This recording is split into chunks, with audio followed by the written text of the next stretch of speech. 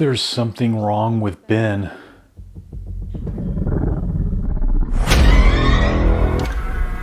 Hey, in moments when courage is hard to find, what do you lean on to move forward? Primate, let's see.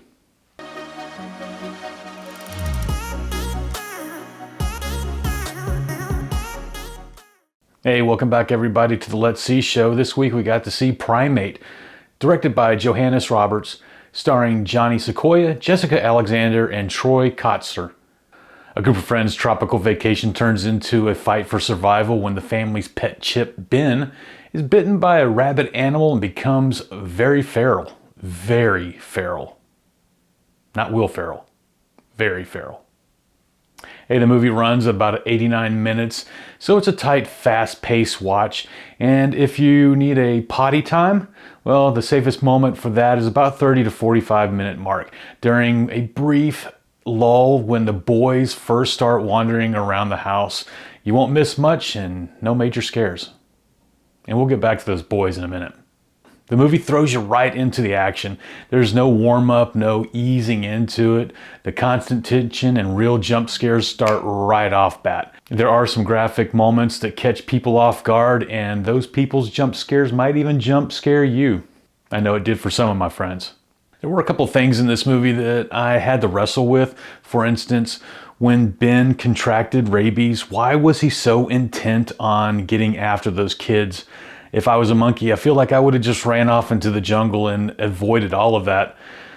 But that might be the difference between a monkey and a mongoose. And I'm neither one. I would have gone to the jungle. There was another moment that I had to wrestle with, and it wasn't necessarily the way the movie was written or directed. It was just that there was two boys that were invited to come out to the house. What they thought was a party ended up being something totally different.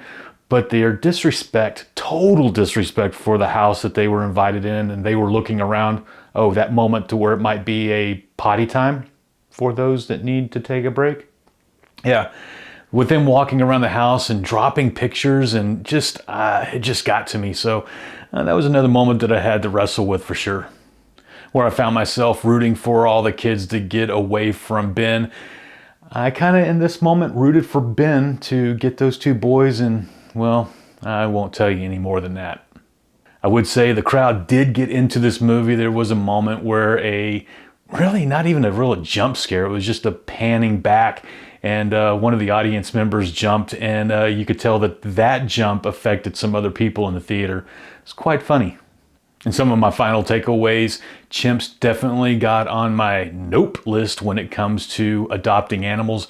Ben definitely gives a Cujo energy to the movie.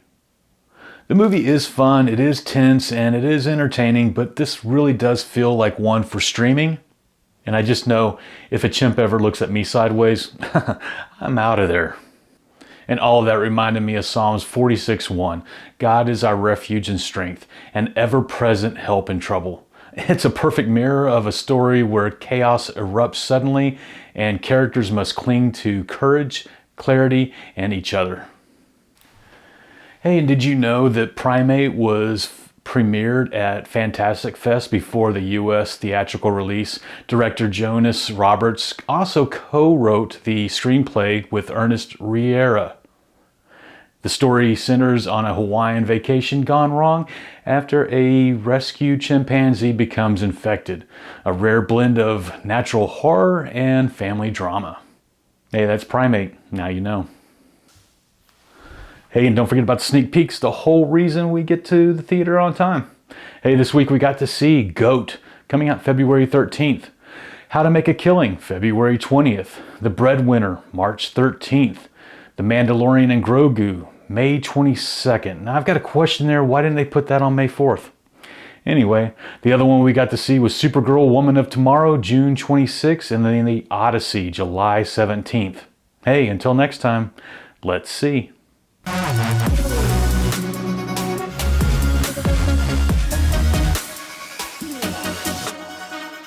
911, what's your emergency? He's acting crazy. He killed all the others. Who killed the others?